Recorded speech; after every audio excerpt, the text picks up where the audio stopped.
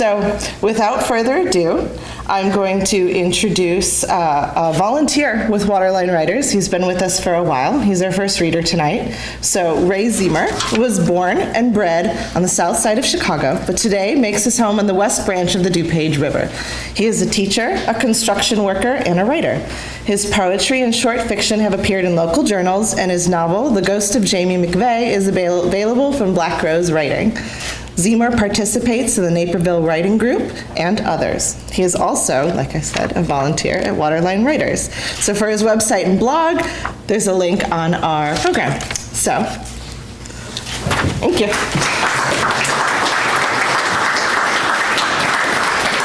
Thank you, Kathy. Thanks for the opportunity to Waterline Writers, and thanks to all the friends and family that come out for it today. Appreciate it. This is a special reading for me today. I've read at Waterline a number of times, but this is the first time I've ever had an actual book to show people, so it's pretty exciting for me. The actual launch is taking place here in Batavia at Bar Evolution April 7th, so maybe some of you can join us for that.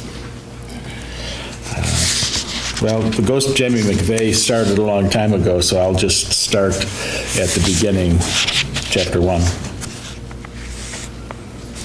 I bolted out of the house that summer night, running wild, and I didn't care where, just to put some distance between the old man and me. I tore off down our street, across empty lots and along the road, tears in my eyes, so mad I could hardly see. The narrow shoulder merged with the gravel path through the trees. So I let the fury drive me, and I raced by joggers and kids on bicycles and people with dogs, leaving them all behind. I don't know how long I ran. I kept on and on, trees and bushes and cattails just a blur around me, like I was plunging headlong into some dark hole in the landscape. The trail climbed gradually after that. My legs burned, and I ran out of steam. Gasping, I pulled up and leaned over the rusty iron sides of an old bridge.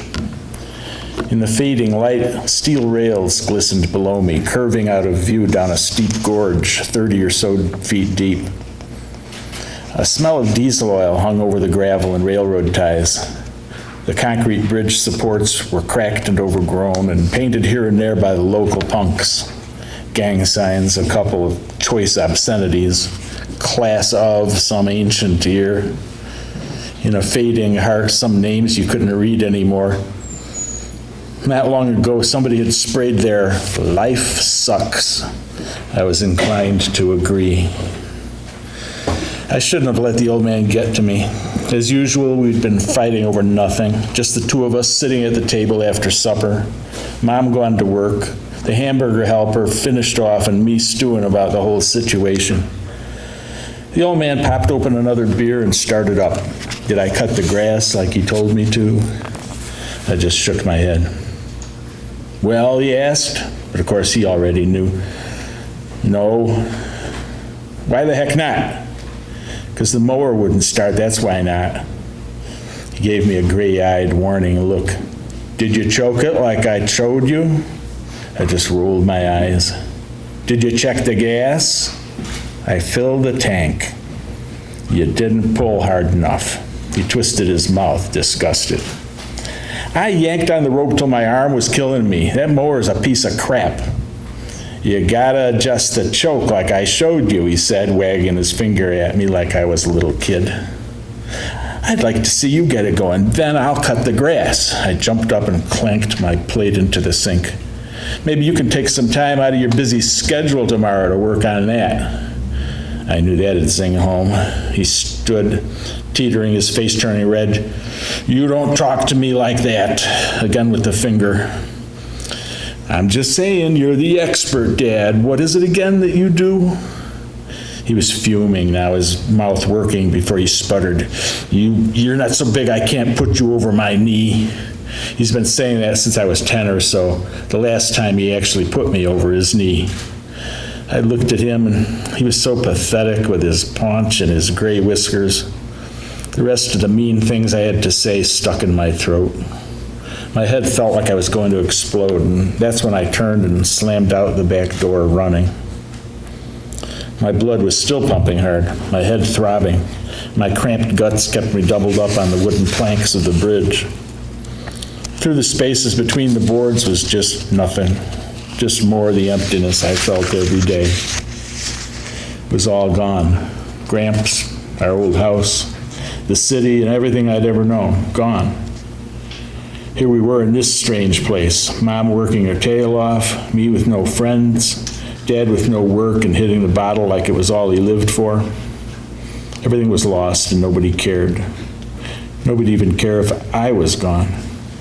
I could imagine myself sprawled out down there on the tracks, unconscious, in the gloom, maybe a train coming. Would the old man even come looking for me? What about when Mom gets home? Where's Brian? And what does he say? Let them find me here, or find me too late. Let them sort that mess out after the train comes through. Then there'll be some weeping and wailing when I'm dead and gone. I stifled a sob and straightened up. Walking unsteadily to the end of the bridge, I peered down the steep embankment at more graffiti on the concrete there. Curiosity drew me closer to the edge, and I stretched one leg out to step onto a piece of rusty steel sticking out of the dirt. Something, a flicker of light, made me look up, and I turned quick, expecting somebody to be standing there or riding by, but no one was there. In the same instant, the loose foothold gave way under my weight, and I slipped, dancing half in the air, and grasped some small branch with one hand to catch my balance. The steel bracket tumbled down the slope and clanged dully onto the ballast stones. I scrabbled back up, feeling my heart in my chest. Way down the trail, I thought I saw a dim light, reddish and hazy in the dark. I stood up and started walking, wooden-legged, back toward home, back to the same old routine. By now, the old man would be passed out on the couch, but Mom would be home soon, and she'd be worried about me. The trail curved above a sea of cattails that rippled in the evening breeze. Right below the path spread an open patch of shallow water, brass-colored like the sky. I paused to look at the way the sun was setting behind the dark fringe of willows on the far shore. Mosquitoes whined, and I swatted one on my forehead. It was weird. No traffic, no houses, no people. Like another time, far away from my troubles and all the commotion. Still, there was a sadness here, a distant memory, but somehow tangible. And it got stronger as I stood there, swelling up like a lump in my throat, and a swirl of other feelings washed over me. Pictures and sounds out of nowhere. Too many thoughts cramming into my head all at the same time. Contorted faces, crackling flames, blasting heat, shrill screams, all twisting in and out of my mind, images in a mental kaleidoscope. I collapsed on a bench alongside the path and bent over, looking at my torn gym shoes, blood rushing in my ears. When I looked up, my head spun and the landscape kind of shivered. I realized the ground was vibrating, barely noticeable at first, but building up like something big was coming up on me. I peered down the path both ways into the dark, but there was nothing to be seen. A low hum came on, like the drone of an airplane way in the distance.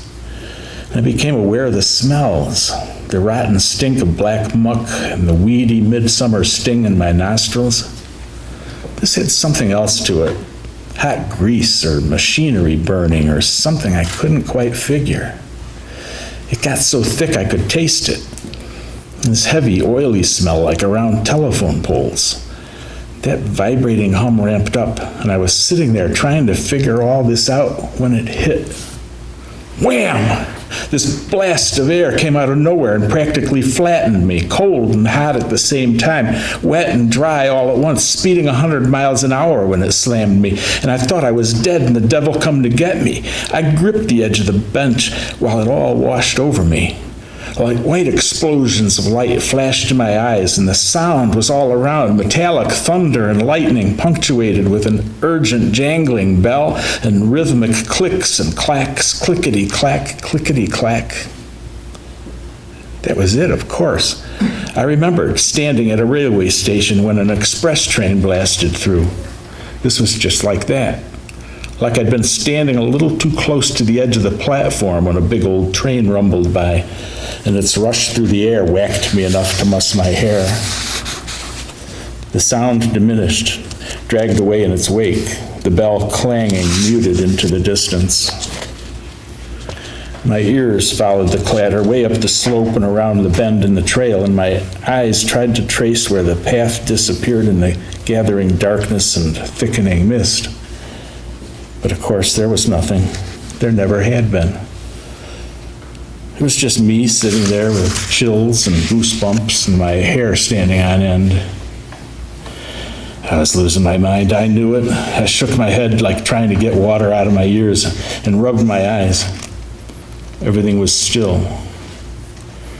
Was I hallucinating or? No, it was just a weird feeling had come over me, that was all. A squall had blown up, a sudden gust of wind.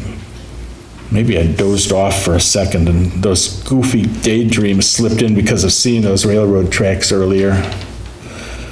I still had the shivers and felt clammy all over, so I jumped up and jogged a few steps in place, shaking my head again to get those bells out of my ears.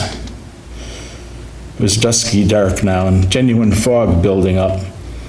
I couldn't see more than 25 feet in any direction, but glowing way down the path, magnified in the chill of the cloud, was that red light, wavering, swaying back and forth.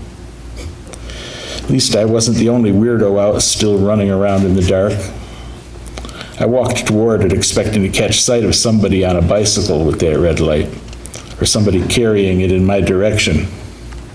It never got any closer though, twinking and disappearing at the trail as the trail left the marsh behind and ducked back into its dark tunnel of trees. I turned and looked back up the path where swirling fog washed away the scene. Just as I was about to jog off again, I spotted that red gleam out in the middle of the nothing. Whoever it was must have left the path and struck out across the marsh, swinging his little dim red light like a signal to somebody unseen over on the other side.